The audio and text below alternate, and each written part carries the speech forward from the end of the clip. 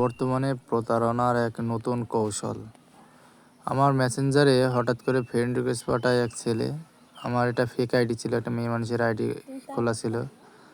পরে সে আমাকে বলে তার বোন নাকি রোড অ্যাক্সিডেন্টে মারা গেছে। সে আমার সাথে বলে যে আমি আপনার ভাই হতে চাই, তুমি আমার বোন, হ্যান ত্যান বিভিন্ন ধরনের কথা বলে। ভালো কথা, সে বলে যে আমি বিদেশে থাকি, সৌদি আরবে। আমার শোরুম আছে 2টা। শোরুমে সোনার সোনার যে যাবতীয় জিনিসপত্র সে বেচাকেনা করে। দেখতে পাচ্ছেন এইসব ছবিগুলো সে আবার আমাকে দেয়। এই যে হলো ছবি। পরে আমাকে বলে যে আমি তোমার জন্য কিছু গিফট পাঠাতে চাই। সে নাকি আমার জন্য অনেক কিছু গিফট পাঠাবে। পরে গিফটের একটা বক্স করে যে স্লিপ হয়, সে স্লিপ আবার আমাকে দেয়। দেখাচ্ছি, দাঁড়ান।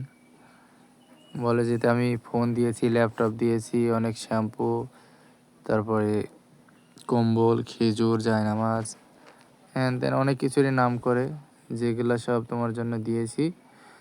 এগুলা এয়ারপোর্টে আমি আজকে পাঠাবো। প্রায় 2 লক্ষ টাকার মাল দিয়েছি।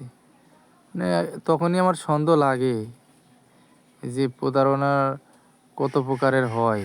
এইরকমভাবে মানুষের সাথে প্রতারণা করে। দেখছেন এসব ছবিগুলা, এগুলা সব পাঠাইছে নাকি। মানুষ এখন কি সেই বোকা আছে? মানুষের সাথে প্রতারণা করার কত রকম কৌশল। আল্লাহ এদেরকে যে কবে হেদায়েত দেবে আল্লাহ ভালো জানে।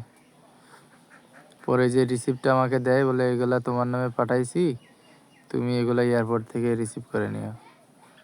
তো এয়ারপোর্টের যে নাম্বার দিছে, ওই নাম্বারে আমার এই নাম্বার আবার এয়ারপোর্টে দিয়েছে নাকি। পরে আমাকে ফোন দেয়, 14,500 টাকা লাগবে রিসিভ করার জন্য। পরে এয়ারপোর্ট থেকে আমাকে বলে যে ইমার্জেন্সিভাবে এটা গ্রহণ করতে 12,000